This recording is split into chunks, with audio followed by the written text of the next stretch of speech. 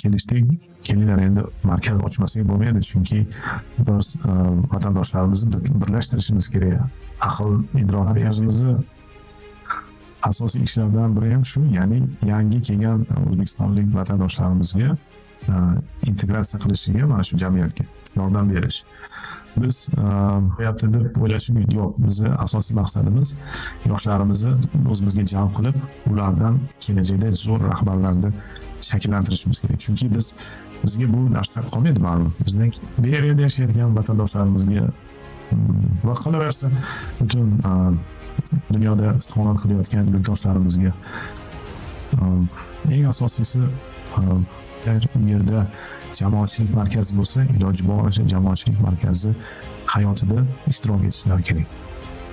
Shuni istab qolardim. Assalomu alaykum.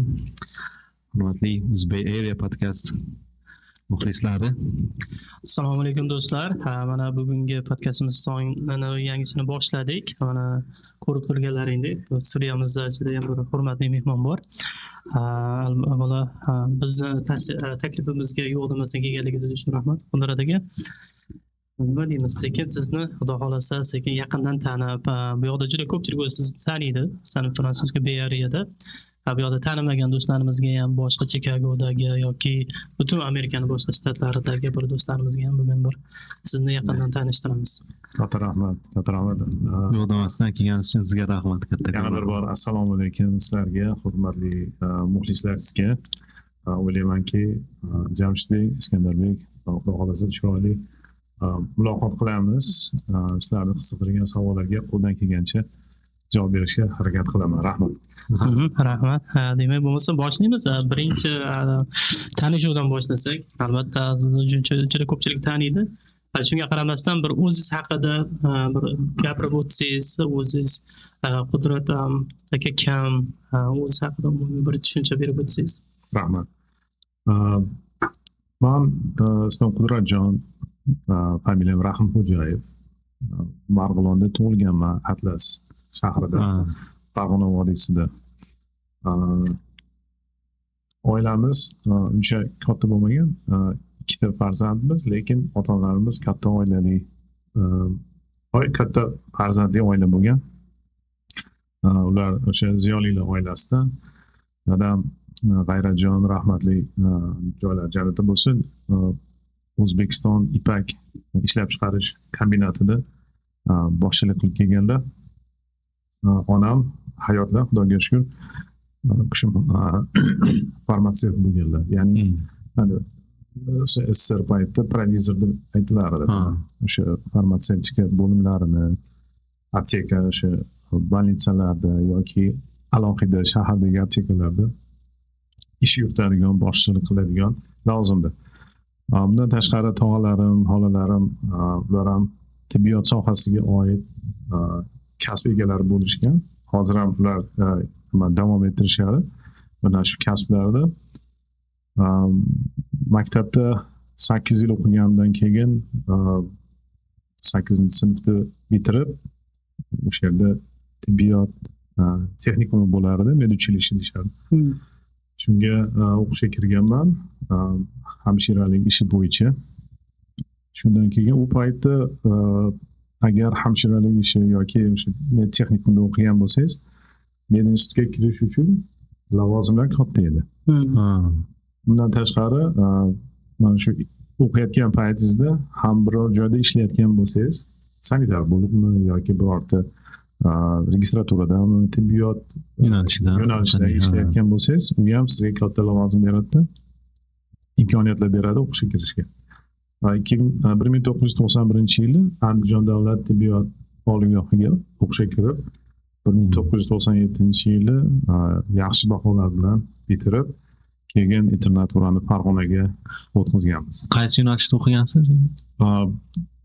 Bizning yo'nalishimiz davolash fakulteti bo'lganligi uchun aytishardi.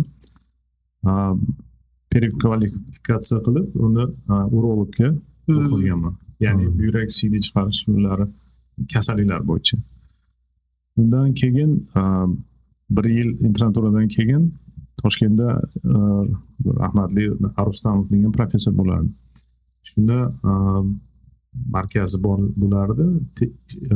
Urologiya ilmiy tekshiruv markazi. Yangi Toshmina oldida. Shu yerda ultrazvuk bo'yicha kasb egasi bo'ldim va shu paytda Farg'ona vodiysida balki bilsalaringiz kerak urologiya markazi ochilgandi Farg'onada. Eski shahar degan joy bular. Hozir ham bor. O'sha yerda 1 yil 2 yil mobaynida o'sha urologiya bo'limida ishladim. Undan so'ng o'z turmush o'rtog'imni uchratdim. 2001 va 2002 yilda to'y qildik. Xudoga shukr. Keyin shu ish yuzasidan oila bo'lib Toshkentga ko'chib keldik. Toshkentda birga hayot kechirib, Xudoga shukr, yaxshi farzandimiz tug'ildi. Katta farzandim, qizim. Va 2004-yili taqdir taqozo qilib, mana nimaga Amerika Qo'shma Shtatlariga kelib, shu yerda emigratsiya qilib qoldim. 2004-yil 22 yil bo'ldi. 22 yil bo'ldi. Juda uzoq muddat. 20 faslida 22 yil bo'ldi. Anaqa. Da, o'sha vaqtdan beri ancha ishlar bo'lib o'tdi. Dunyo ajoyib ishlar bo'lib o'tdi desa ham bo'ladi. Xullas, hozirgi vaqtda mana Amerika Qo'shma Shtatlari, Kaliforniya shtati, New York, San Fransiskoda istiqomat qilib, faoliyat qilib ko'rsatib kelyapmiz. Juda ham yaxshi. Mana hozir o'sha umumiy tarixingiz haqida bildik. Demak, o'sha paytlarda 2001-2002 yillarda, demak, Toshkentda o'qib yurgan vaqtingizda uylangansiz. O'sha paytda yoshingiz nechida bo'lgan? Yoshingiz so'ramadik. 73-yil tug'ilgan bo'lsam, 2001-yilda 28 yosh. 29 yosh. Shu payt. Ajoyib sanalar.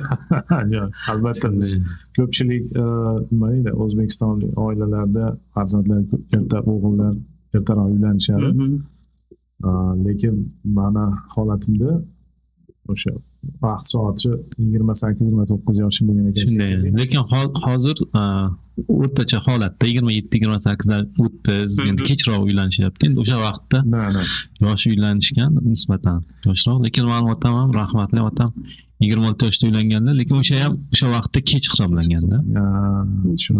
Endi baribir oilalar bor, ertaroq farzandini uylashga harakat qiladi, ertaroq farzandli bo'lsa, nevarali bo'lay deb orzu havas qilishadi. Bu tushunarli holat. Lekin zamon o'zgarib boryapti.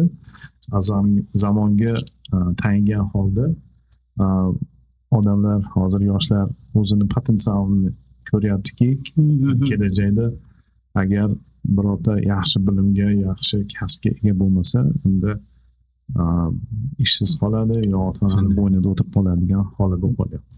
Shunday. Farzandlaringiz necha nafar farzandlaringiz? 3 ta farzandim bor.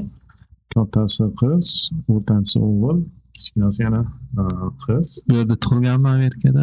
Kattasi Toshkentda, qolgan ikkitalari Amerika Qo'shma Shtatlarida tug'ilishgan, lekin O'zbekistonga baribir borib kelib yurishadi. O'zbekiston fuqarosi hisoblanishadi. 2004-yillarda kelgan bo'lsangiz, demak, endi bu yoqqa o'tadigan bo'lsak, asosiy hayotingizda juda katta qismi bu yoqda demak bo'lib o'tyapti. Bu yoqqa kelishingizga